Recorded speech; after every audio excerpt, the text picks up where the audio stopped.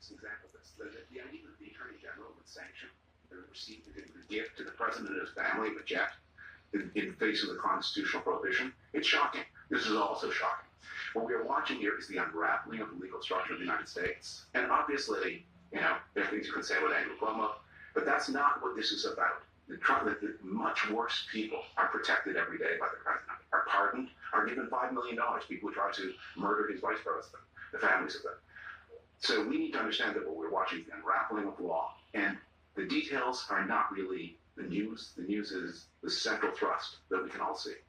Yeah, you're mentioning Ashley Babbitt, who broke a window and tried to get into the speaker's lobby. She was shot and killed by a Capitol Police officer, and there's a lot of anger among some leaders there about why the Justice Department would seem to admit guilt there and pay the family that money when the Justice Department did an investigation and found no guilt against that officer. But that's a tangent. Let's focus again on this. If Andrew Cuomo is reelected or is elected as mayor, he has a political comeback, a political, gets his next political job after having to resign the governorship.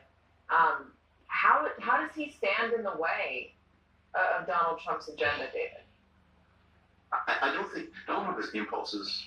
I don't know that there's always a conscious plan. I don't know that this may not be a good use of the president's energy, but that's not the way he thinks. The thing is, enemies must be punished, friends must be protected. The guiltier the friends, the more they're protected, and then any point of vulnerability in the enemies is to be used. Again, I don't know that he's got a plan. He sees Andrew Cuomo on TV. He doesn't like him. Why is he taking the jet? That doesn't make sense either. He's with the money, with the bribes he's accepting from the Bitcoin people, he can buy his own jet. Actually, why does the administration feel so free to do things like this? Things that will be openly criticized and openly will appear to be political retribution. Why do they feel like they have a free pass and that it's not going to haunt them politically?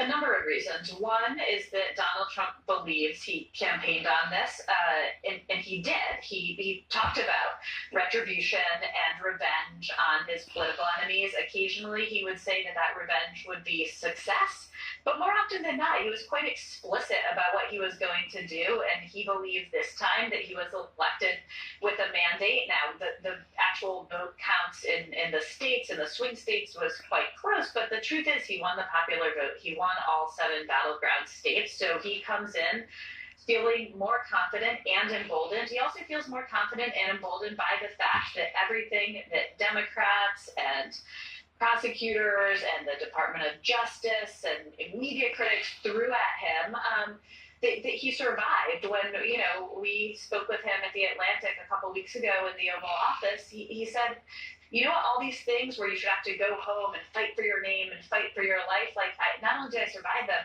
but they made me stronger. So again, he enters in feeling emboldened, unshackled, and is waiting for any real meaningful blowback.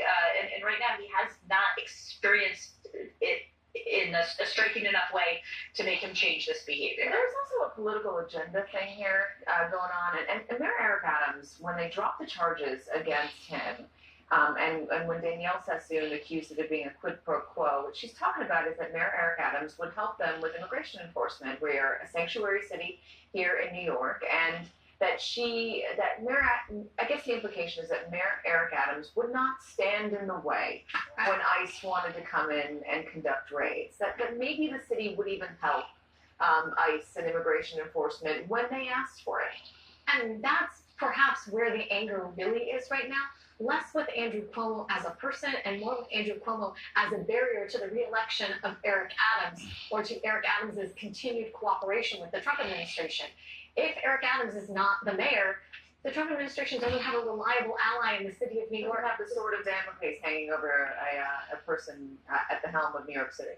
That's correct. And remember also, the Trump administration wanted the ability to recharge Mayor Adams when they dismissed the case. They wanted to dismiss it without prejudice so that in a few months' time, they could decide whether or not he should be charged again. And they lost that battle. What they got was a dismissal with prejudice.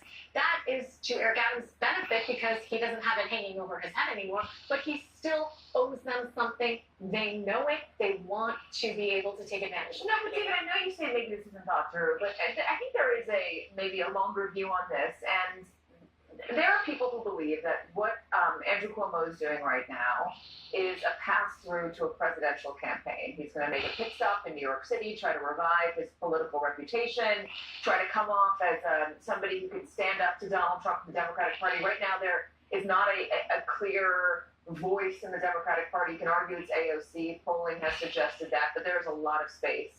So Andrew Cuomo can maybe come in and try to resume the role that he had during the heights of the pandemic when he was holding those news conferences, and then launch himself into a presidential campaign.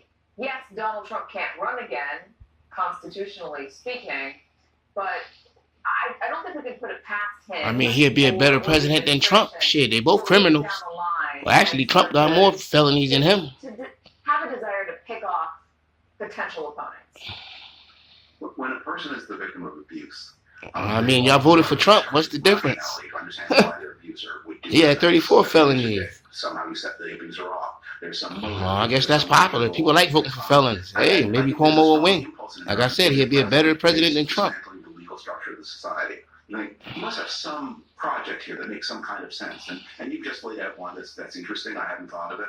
I don't know, maybe, but that's not. You'll get my vote. You'll get my vote before Trump get my damn vote. I'll tell you that. Illegal, shocking, immoral, unconstitutional way is secondary. The primary question is the president is not supposed to give orders to the attorney general. If ordered, the attorney general is supposed to resign. Right. If the president and the attorney general together use laws like Congress is supposed to react. Right. If a foreign government gives the president a present for himself and his family, Congress is supposed to have a vote on it. Right. And if the president takes the gift without congressional approval, again, Congress is supposed to impeach. Right. Right. All of that is gone or breaking before our eyes. So we want explanations as to why, and those are somewhat interesting. But the story, the thing running through everything, the Ashley Babbitt payoff, the Qatar jet, all the other violations we're seeing is the erosion of a rule of law state in the United States.